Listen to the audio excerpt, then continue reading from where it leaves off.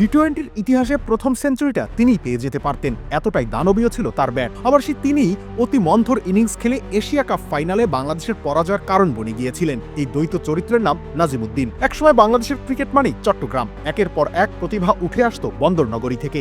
সেই ধারাবাহিকতারই আরেক নাম ছিল নাজিমুদ্দিন। ব্যাট হাতে যার ছিল অফুরন্ত প্রতিভা, অথচ মাথার ভেতরে বাসা বেঁধেছিল অদ্ভুত কিছু ভয়, যেগুলো শেষ পর্যন্ত গিলে খেয়েছে এক সম্ভাবনাময় ক্যারিয়ার। মর্নে মর্কেলের নাম শুনলেই নাকি বুক ধরফর করত। অস্ট্রেলিয়ান পেসারদের খেলতে নামার আগেই মনে ভয় ঢুকে যেত।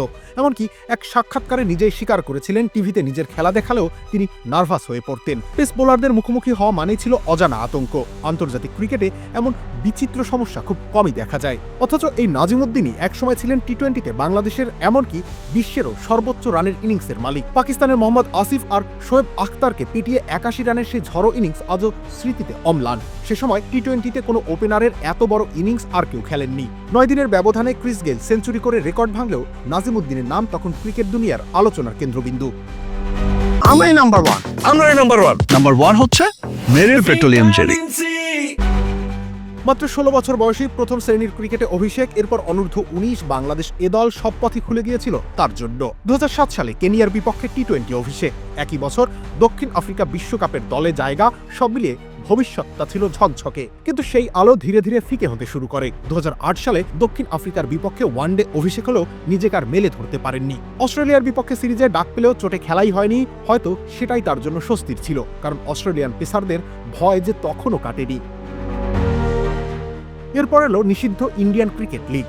সেখানে খেলতে গিয়ে যেন নিজের পায়ে নিজেই কুড়াল মারলেন নাজিমুদ্দিন। 10 বছরের নিষেধাজ্ঞা নেমে এলো তার ক্যারিয়ারে। যদিও 2009 সালে আইসিএল ছেড়ে ফিরে এসে বিসিবির সহানুভূতিতে নিষেধাজ্ঞা উঠে যায়, ততদিনে অনেকটাই দেরি হয়ে গেছে। 2011 সালে পাকিস্তানের বিপক্ষে টেস্ট দলে ডাক পেয়ে আবারও আলো দেখিয়েছিলেন তিনি, চট্টগ্রামের টেস্ট অভিষেক ওপেনিং ব্যাটসম্যান হিসেবেই। কিন্তু জাতীয় দলের জার্সিতে নিজের প্রতিভার সামান্য ঝলকও আর দেখাতে পারেননি। 3টি টেস্টে 125 রান, গড় 21, ওয়ানডেতে 11 ম্যাচে 147 রান, টি-20-তে 7 ম্যাচে 147। সব মিলিয়ে পরিসংখ্যান বড়ই নিষ্প্রাণ।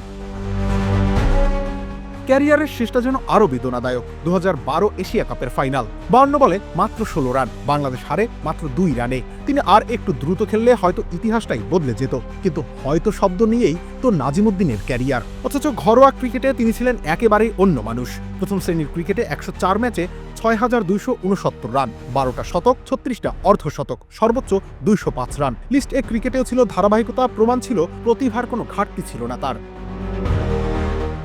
2019 সালে ঘরোয়া ক্রিকেটকে বিদায় জানান নাজিমুদ্দিন। জাতীয় দলে নিজের নামটা ঠিকভাবে লিখে যেতে না পারার আক্ষেপটা হয়তো আজও তারা করে ফেরে। সাবেকদের ক্রিকেটে ঝড় তুলে যেন আন্তর্জাতিক মঞ্চের আক্ষেপটাই বাড়ান। সব মিলিয়ে অসীম প্রতিভা, সীমাহীন ভয় আর অপূর্ণ থেকে যাওয়া এক স্বপ্নের নাম নাজিমুদ্দিন। রবিউল ইসলাম রানী, খেলা 71।